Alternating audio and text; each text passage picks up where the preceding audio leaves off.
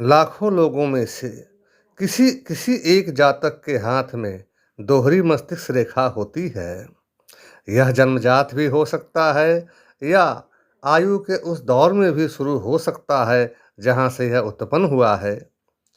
ऐसा जातक महान, ज्ञानी, विद्वान, चिंतक, कवि, लेखक, दार्शनिक, कलाकार, दयालु, सूक्ष्म विश्लेषण की क्षमता वाला, परोपकारी, सद्गुणी, पर पीड़ा से पीड़ित होने वाला, प्रेम एवं अपनत्व को सर्वस्व समझने वाला, धन के प्रति लापरवाह, स्वस्थ, यशस्वी, अस्पष्ट वक्ता, उग्र होने पर शत्रु को ध्वस्त कर देने वाला, पर आत्मसमर्पण करने पर हृदय से क्षमा कर देने वाला, व्यापक दृष्टि वाला, स्वाभिमानी एवं अनेक कलाओं का ज्ञाता होता है।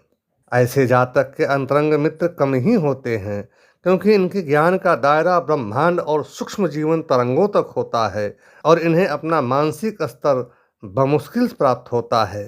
वैसे तो इनके दुनियावी मित्रों की संख्या लाखों में होती है, लेकिन अंतरंग कोई नहीं होता है। यदि ऐसे में चंद्र और शुक्र क्षेत्र उन्नत हो तो ये अनेकों स्त्रियों से प्रेम संबंध बनाते हैं और मर्यादित भाव से सबको तृप्त भी रखते हैं। ऐसे व्यक्ति किसी संबंध की पीड़ा को अंतिम स्तर तक बर्दाश्त करते हैं, पर यदि विरक्ति हो जाए तो उस अध्याय को जीवन से ही काट फेंकते हैं।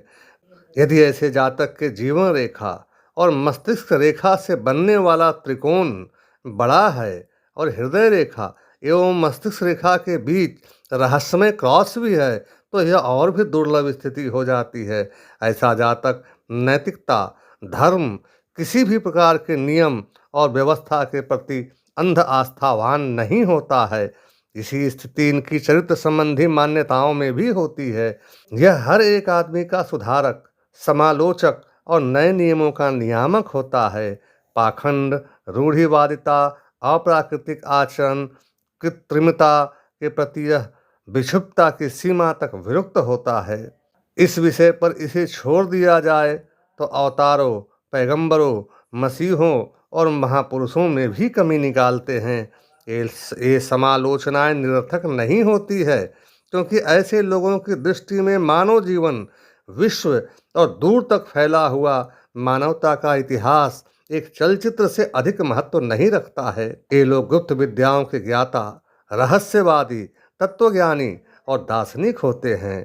पैगंबरों, अवतारों, मसीहा आदि की स्थिति इनकी दृष्टि में एक समाज सुधारक से अधिक नहीं होती है और समाज सुधार के लिए प्रयत्नशील व्यक्ति कुछ न कुछ पाखंड अपने व्यक्तित्व के प्रतिस्थापना के लिए करता ही है। अपने इन्हीं दुर्गुणों के कारण इन्हें धन और भौतिकता संबंधी सफलता कम ही प्राप्त होती है। इस कारण इस सांसारिक जीवन में इन्हें अपमानित भी बहुत होना पड़ता है और सगे संबंधियों से क्लेश भी अधिक प्राप्त होता है। पर इन सब का ऐसे व्यक्ति पर क्या प्रभाव हो जो पृथ्वी को ही पानी का बुलबुला समझ रहा हो।